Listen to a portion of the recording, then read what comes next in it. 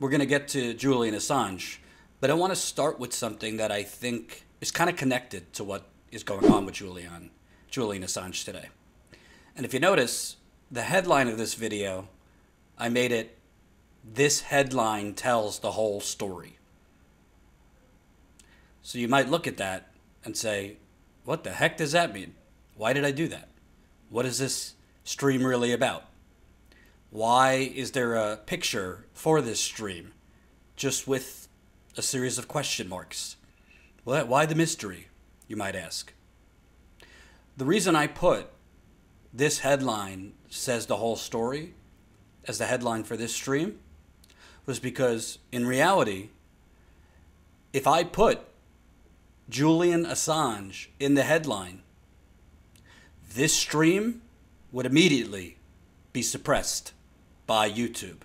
And I should really say Google, because Google is who owns YouTube.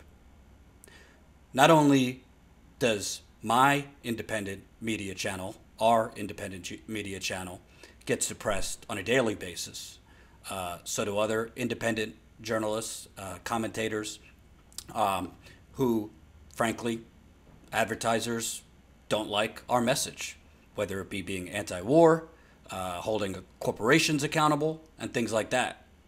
But we're living in a time where you cannot actually put the news headline in the headline and get the news to the majority of the people you're trying to get that exposed to. So what I mean by that, the news is Julian Assange.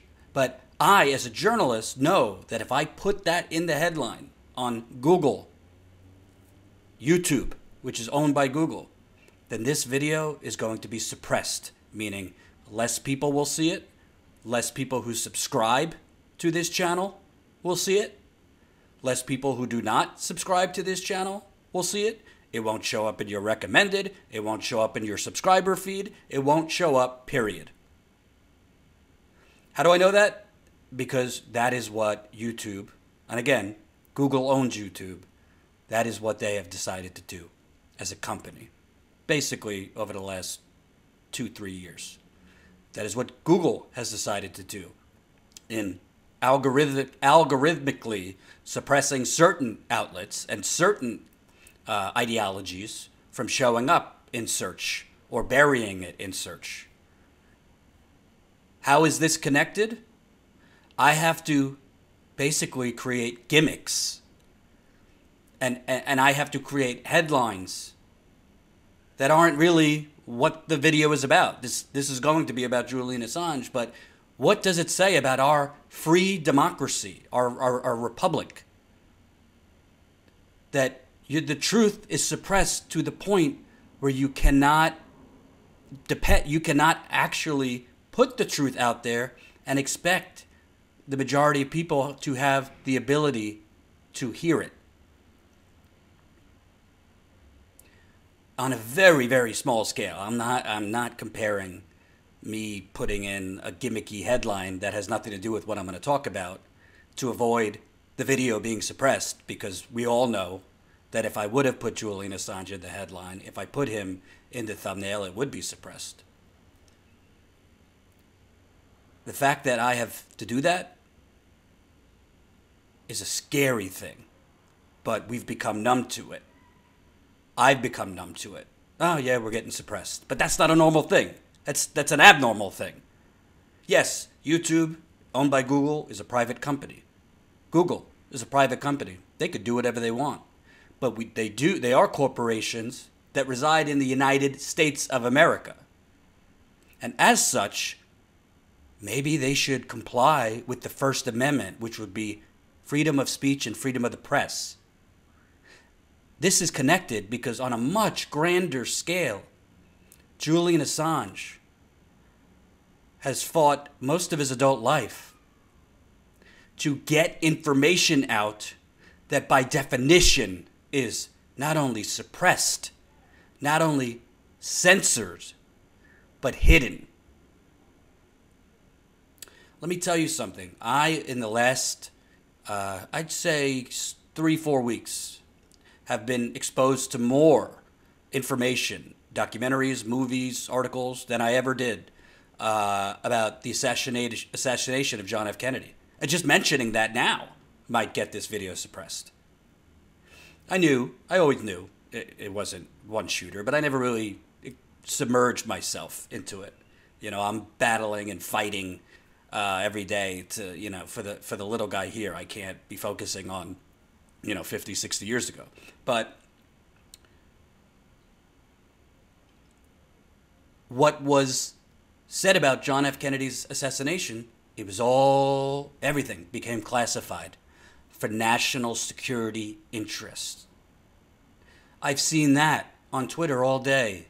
The people, saying Julian Assange isn't a journalist. And, Julian Assange is a criminal, a computer hacker. He's not a journalist. He stole classified information.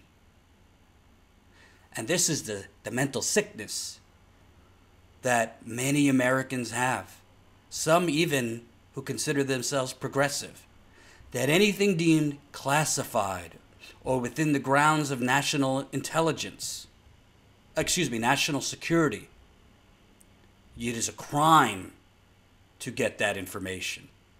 It is a crime to hack that information, leak that information, whatever. And now, apparently, publish that information. But within that fine line, within that term, security to who? Whose security would be at risk if all the information about JFK's assassination was released? Whose security was at risk when Chelsea Manning, at the time Private Bradley Manning, hacked into those, State Department and Department of Defense files and databases and released hundreds of thousands of documents that revealed war crimes by the United States, killing innocent Iraqis, war crimes in Afghanistan, torture. Whose security was at risk? George W. Bush's? Dick Cheney? George Tenet? John Bolton?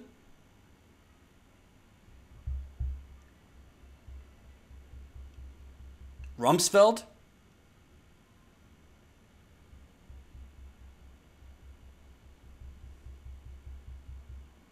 Whose security was the national security concern? Why, it's a grave, grave crime. Not only that Donald Trump's administration is now prosecuting, but that Barack Obama's administration was trying to twist themselves into pretzels to find something that they could charge Julian Assange with. Why I'm saying this before I even get to everything, and there's updates and all that, and we're going to get to that, but I wanted to start with this. What they're telling you, and what the corporate media, which I am just sickened watching MSNBC and NBC and CNN and pundits on Twitter all day, people who think they're journalists, who just breathlessly, and excuse my French to my female viewers, just suck the dick of the United States deep state, of the United States intelligence apparatus. I'm not saying everything the government says is a lie. Of course, that would be crazy to say that. But what I am saying is there have been some of the most horrific scandals in the United States of America that were hidden for many years and are still hidden. And I'm talking about JFK's assassination, which, if you do any homework at all, you will realize it was not a lone shooter. And that the 35th president of the United States was shot in the front. First in his throat, then up here. In his brain, in his head, where his brains were shot out. It was not from one shooter up in the book depository. But I don't want to go on a tangent. The point is, all of that is hidden for national security. And like sitting ducks, the media and, the politicians, when it benefits them, the Democrats love Julian Assange and love WikiLeaks. All these same Democrats who are saying, good, clap, clap, that Julian Assange is going to be extradited to the United States now, they didn't mind when he was releasing horrible war crimes that made the Bush administration look terrible. Donald Trump certainly didn't mind WikiLeaks releasing things. Said, ooh, WikiLeaks, I love WikiLeaks. Remember that at his rally? We're going to get to what is being alleged of Julian Assange, but I'm making a broader point that is beyond dangerous what they're doing to Julian Assange, for me and for you. But it also says so much about the groupthink that has steeped in that anything the government deems classified is for national security purposes. There is an overwhelming amount of documents and information deemed classified that's not for the national security interest, but it's to hide crimes. And Julian Assange, I've never talked to him, I've never met him. What's so brilliant about Julian Assange is he always knew that from a very young age. He knew that the official line and these, things that, these corporate journalists at NBC just take as, gospel. National security. Sources and methods. We can't release this. It will reveal sources and methods.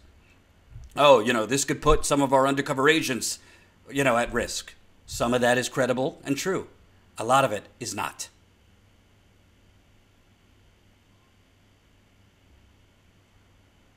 Julian Assange is basically being prosecuted, and make no mistake, if he is extradited to the United States, killed. Whether it's a life sentence in solitary confinement or a death penalty. It's going to be one of those if he gets extradited here. I'm just keeping it real. That's what's going to happen.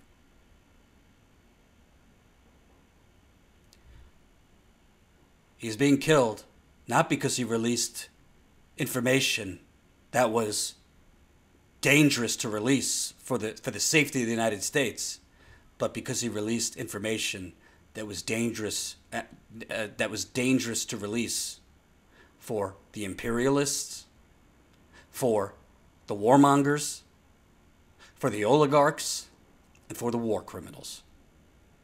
That's the truth. Hope you enjoyed that last video. Hop on over to statuscoup.com where you can sign up for our email list and become a member for as low as $5 to $10 a month. Membership is how we grow. That's statuscoup.com/join. And remember, join our email list so we can grow the revolution with you.